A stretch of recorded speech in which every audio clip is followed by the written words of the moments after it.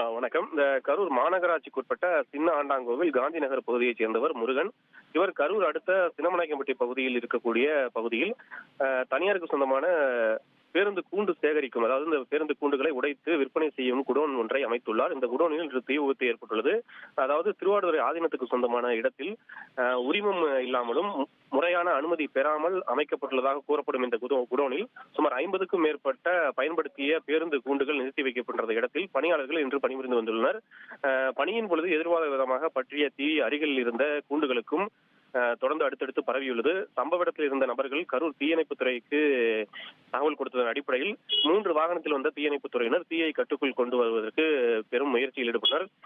இப்பகுதியில் தற்போது 20க்கும் மேற்பட்ட பேருந்துகள் முழுவதுமாக தீயில் கருகி நாசமாகியுள்ளன. குறிப்பாக இந்த அனுமதி பெறாத இடத்தில், அதாவது திருவாவடுதுறை ஆதீனத்துக்கு சொந்தமான இடத்தில் உரிய உரிமம் இல்லாமலும் அனுமதி பெறாமலும் இருக்கக்கூடியதாக கூறப்படும் இந்த பேருந்து கூண்டுகள் அடுக்கி வைக்கப்பட்டிருந்த குடோனில் தீ அணைப்பான்கள் மற்றும் தண்ணீர் வசதி என உரிய பாதுகாப்பு வசதிகள் எதுவுமே இல்லாத காரணத்தால் தான் இந்த பேருந்து கூண்டு கட்டும் பகுதியில் தீ விபத்து பரவியது.